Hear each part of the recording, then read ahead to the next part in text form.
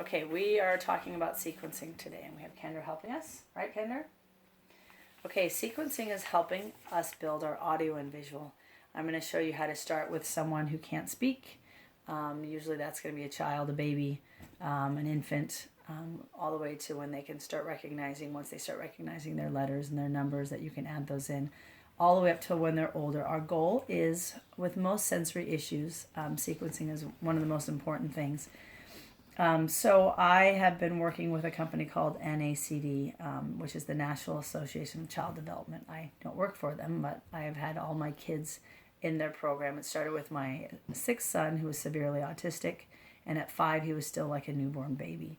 And when I started with him, the biggest things, other than every sensory was not working, was that we needed to build him up with his sequencing and audio and visual, so that, and then alongside with working with all of the other sensories, sight, taste, sound, all of these things. And I started realizing, once they started working with my other kids, that depending if their visual was higher and their audio was lower, it completely changed the way they learned information. So our goal is to get our audio and visual to match and keep building higher and higher, because we want to get to the point where, and it's amazing what the brain can do, that everything that we hear we can remember, and everything that we see that we can remember. So we need to learn how to access that information. And again, we want to be able to get to the point where when we go to class, or if we ever go to a class in college or anywhere, that if we listen to the teacher, we don't have to take notes, because we remembered everything they said, or things we read, we remember what was read. So that is the idea. Also, it's going to be helping with math, with visual, and other areas where you actually have a kid spelling to the higher visual they are, they actually can access those words that they see. So I'm going to start using Kendra, and we're going to pretend like we are working with someone who can't read, who can't maybe they don't know their letters, they don't know their sounds. So this is someone I would do that's about 2, 3. It doesn't really matter, but we want to find words that they can recognize. So the first thing that I use, say it is this in the right place. I bought these cards. You want to find cards that have a bunch of pictures on it with not the words on the back. So I went and found these cards. It's just an alphabet game where all of these had letters on the back. Instead, I took spray paint and spray painted the back of them, because I don't want anything on the back to help them remember what that word is, because they'll memorize. I want to be able to use just the pictures that I have. And so I'm going to pick things that I know the child knows. I'm going to pick apple, I'll pick sandwich, I'll pick lion, I'll pick ball, and I'll pick fish, okay? And so what we're going to do with the child is, when they're younger, we are going to do both audio and visual when they're very, very young, okay? And so this is how this works. The first thing I'm going to do is I'm going to start with a 2, and that means a sequence level of 2, where I'm going to take 2 cards, and I have sandwich and I have ball, and I'm going to go place them here, and I'm going to say to the child, sandwich. Oh, apple. Okay, what does this one say? Sandwich. Good job. Apple. Good job. High five. The importance is to have it very high intensity. Now, let's say I have a kid who can't speak, which is what you weren't supposed. And I wasn't supposed to say, what does this say? Sorry, that has to do with the words. Let's say you have a baby who can't speak yet. I did this with my child before. We would do the same thing. So let's say we have, again, apple and sandwich, and we know that they know these things. And if I place it down and I don't say it, and I'd go, apple, sandwich. If they can't, we try to get them to repeat after, and you try to get them to say it, but if they can't say it, you say, where's the apple? Good job. Where's the sandwich? Good job. Okay, so if they are doing 2, I'm going to then build up and say, all right, let's try 3. So in the sequence that you're going to do with the child, you're going to start with the number, and you're going to figure out what level these kids are at. That's the first thing you do. So your baby or your toddler, you're going to pull, and you're going to start with 2, and then you're going to build up to 3. And I'm going to mix them up so I don't have them in the right order or the same exact order. Lion, sandwich, apple. Lion. Good job. Sandwich. Good job. Apple. Good job. And again, if they can't say it, I'm going to go, where's the lion? Good job. Where's the sandwich? Where's the apple? Most of the time when they repeat it, they can repeat to you and tell you what they are. Okay, so once we do that, let's say we go to the next one. Okay, and I'm going to add in ball. I'm going to shuffle them so they're not in the same order. And you don't have to get just 5. Like I said, you can get totally brand new cards that you know they have, but I'm just doing this as an example. Okay, and then I'm going to mix it up. But I want to keep going until they can't do anymore. Okay, sandwich, apple, ball, lion. What's this one? Sandwich. Good job. Apple. Good job. Ball. Good job. Lion. Good job. Now let's say they got it wrong and they said car. I'm going to go, oh, no, apple. I'm not going to get upset them, but very high. Usually you want to be like, good job when they're little. I mean, really high five. Like if they go sandwich and they get 2, you're like, woohoo! It's kind of like when you're trying to potty train a child. If you just go, oh, good job, great. They're not going to be as excited and want to do and pay attention. Sometimes you have to be with a little kid. If they're not looking babies, I'd be like, okay, are you ready? Okay, here we go. What is that? That's a sandwich. Good job. What's that? Apple. Good job. Okay, what is that? It's a lion. Good job. Ball. Okay, are you ready to play the game? All right. Can you clap? Anything that gets their attention to looking over here. And we have to be quicker. And we would go, ball, lion, apple, sandwich. And this time I'm going to try backwards. What was that? Sandwich. Good job. What's that? Apple. Good job. What was that? Lion. Good job. Ball. Good job. And he probably didn't know we were going to do it. So let's say they can't go past this. We do the 5th one. They can't get it. What I'm going to do is I'm going to mix up. And like I said, usually I wouldn't use the same exact ones. I'd go grab 4 more. But I'm going to do 4 again. And then if they get that wrong, or if they get it correct, I'm going to go to 5. If they get 5 wrong, I'm going to go back to 4.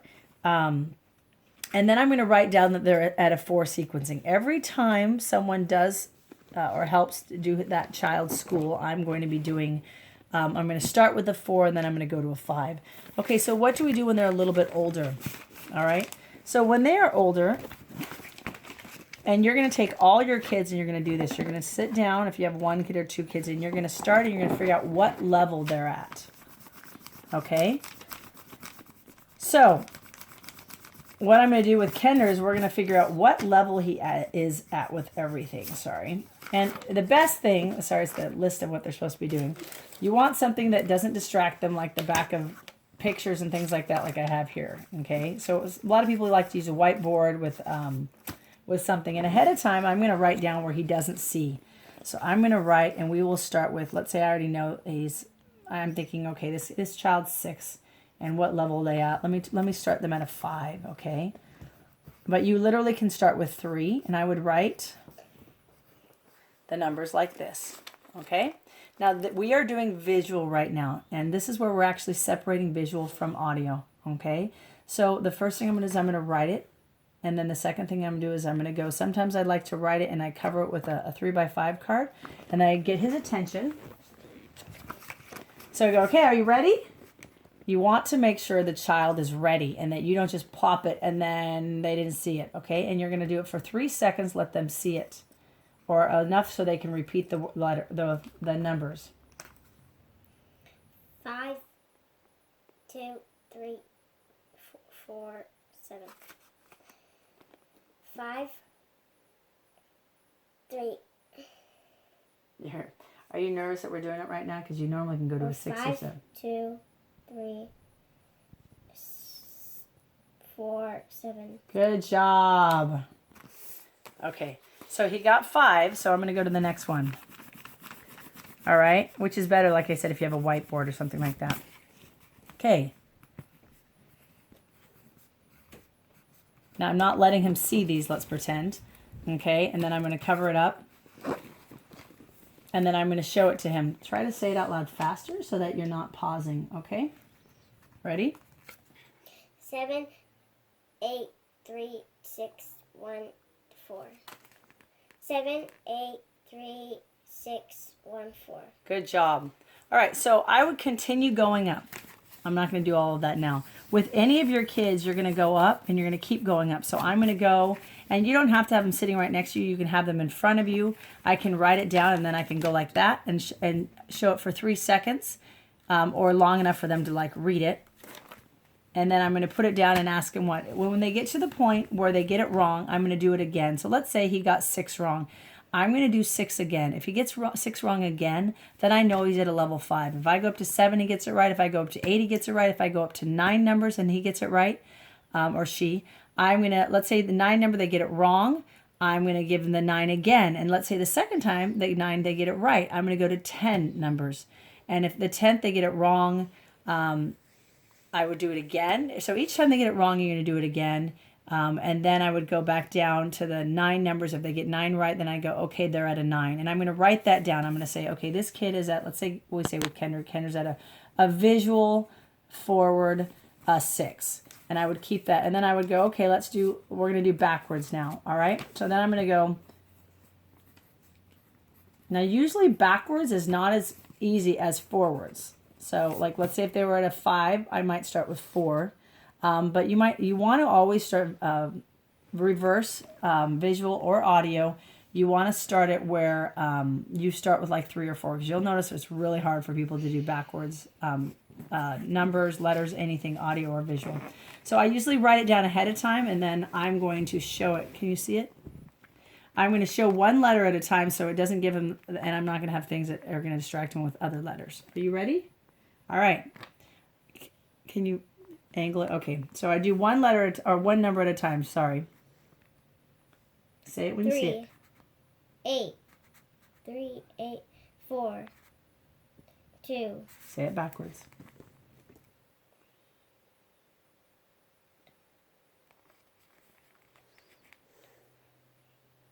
Here you go.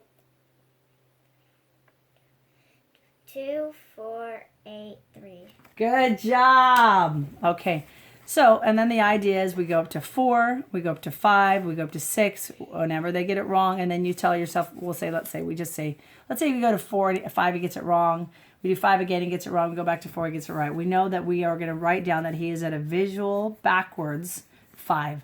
Okay, so how do I do audio then? All right. You can sit back there so that you can film me doing audio because they don't have to see it. Okay, so audio I'm going to do with Kender is I'm going to actually, so we have things all over at school everywhere.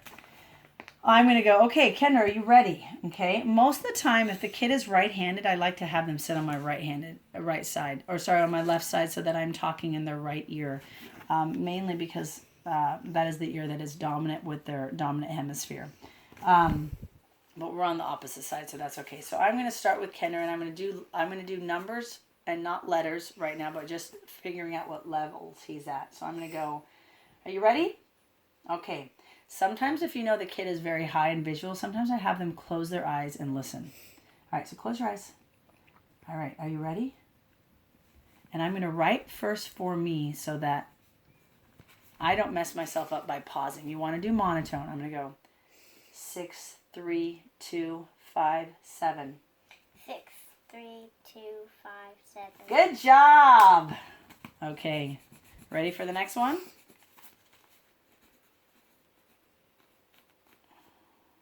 Ready? All right, are you focused? Okay. 6, 8, 7, 4, 1, 3. 6, 8, 7, 4, 1, 3. Woohoo! Good job. High intensity, always. Okay, ready?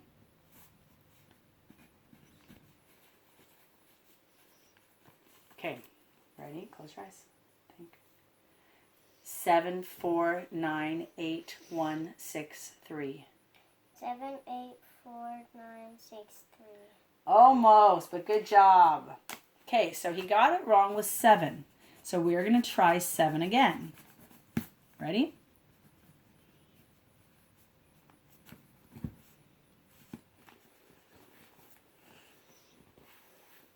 Okay, ready? Close your eyes. Let's focus. 3, 4, 8, 1, 6, 5, 2.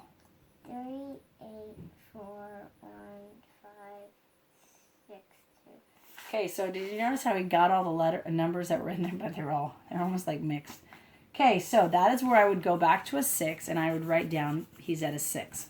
So he's at a 6 audio forward.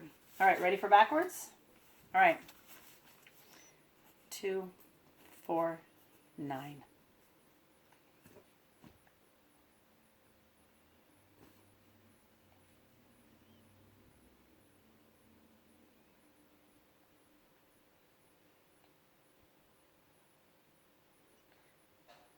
Nine. 9, 4, 2. Good job. Okay, we get the point. I'm going to go to 4. If he's, let's say he gets to 4 and that's all he can do, I'm going to write down that he is audio backwards at a 4. So what does this mean? You're going to have kids that, the first time I did my 10-year-old who's now 20, he was at a 10 visual and his audio was, I think, at an 8. You might find a kid that you're like, oh my crud, I didn't know. Where I haven't, my autistic son is, I think, at a 12 visual. His backward is, I think, a 10. The higher they get, the more but at the same time, this is a boy that has read scriptures. Like, he read through it one time and could tell you the whole story. So, all right, our goal is once